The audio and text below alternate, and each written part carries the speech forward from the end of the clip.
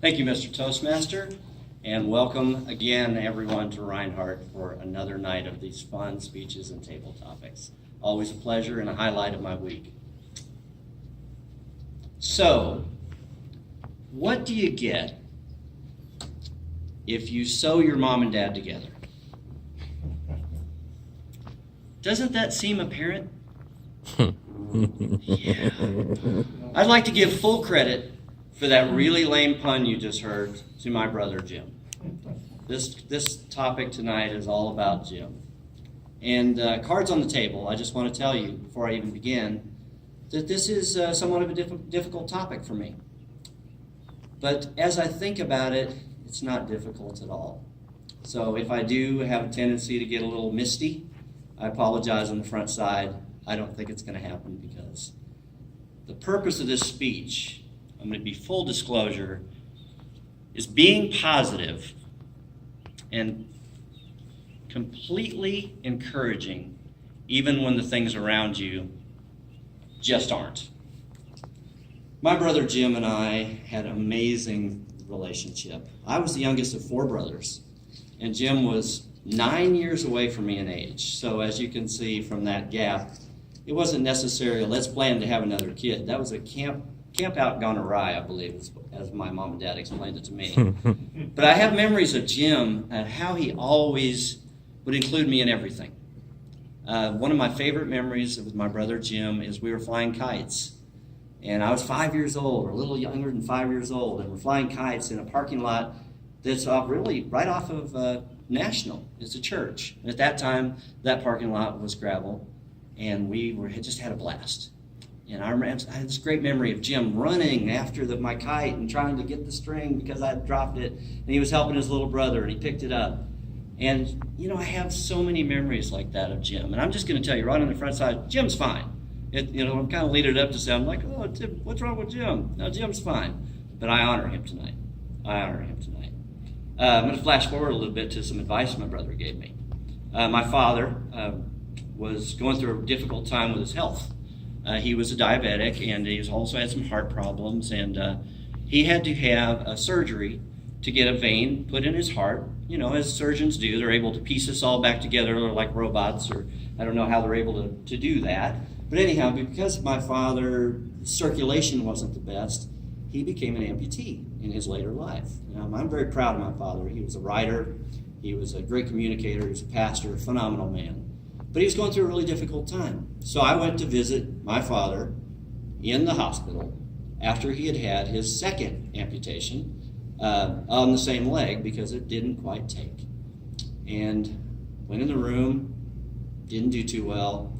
And this was the counsel that my brother Jim gave me when I walked out. He said, Scott, on a 1 to 10 scale, as a visitor, you suck. He was very clear. He talked about what the purpose of a hospital visit is. It's really not about you. You're there to encourage that person. You're there to help them. You're there to give a little light. Everything around them is just all sterile and needles and tubes and gadgets, and none of those make you want to flourish. They want to make you dissipate. Absolutely. So anyhow, he did say I was just not good at it.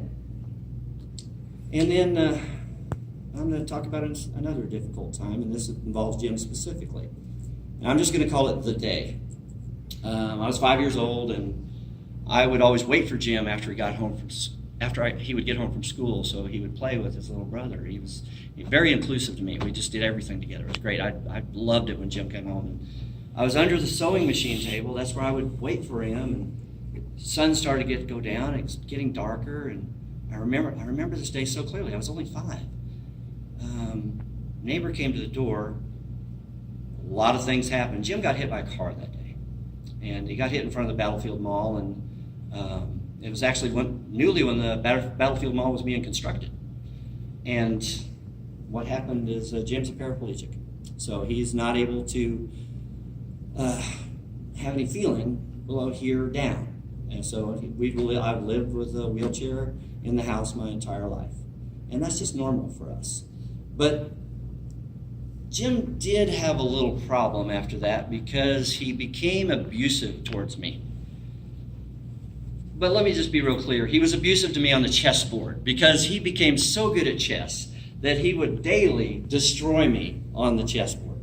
That was his mission in life. But the beautiful thing is an 8-year-old, 7-year-old boy getting my butt kicked on the chessboard. Jim would have his friends come over, and what would happen next was he'd say, "You want to play my brother?" And they'd be like, "Sure." And he'd like, "Okay." Always beat him. And they'd be like, "I can't believe I'm never tell anyone. But the thing about my brother Jim is his positivity. And that's what this message is about. Jim is a graduate of Evangel College, did an amazing job at Evangel. Ironically, one of his fortes was speech and debate. He did really well there. And he gave a lot of presentations and things like that. But Jim is also, the reason I carried up this piece of art with me is Jim was an amazing and is an amazing classical guitar player and banjo player. And he always would give, he still gives. He would give lessons to students for free, always, never asked a dime, always very, very positive with them. He was also in children's ministry at church. And it's just, that's the way Jim would flourish. He would go in front of those kids and he would play his music and he'd sing and he'd connect. He was a Royal Ranger commander. I talked a little bit last week about what Royal Rangers is, the Cub Scouts of the Assemblies of God Church. And Jim would be out there with those little kids, helping them put up tents and camp and do all those amazing things. He's a phenomenal man. He's a phenomenal man.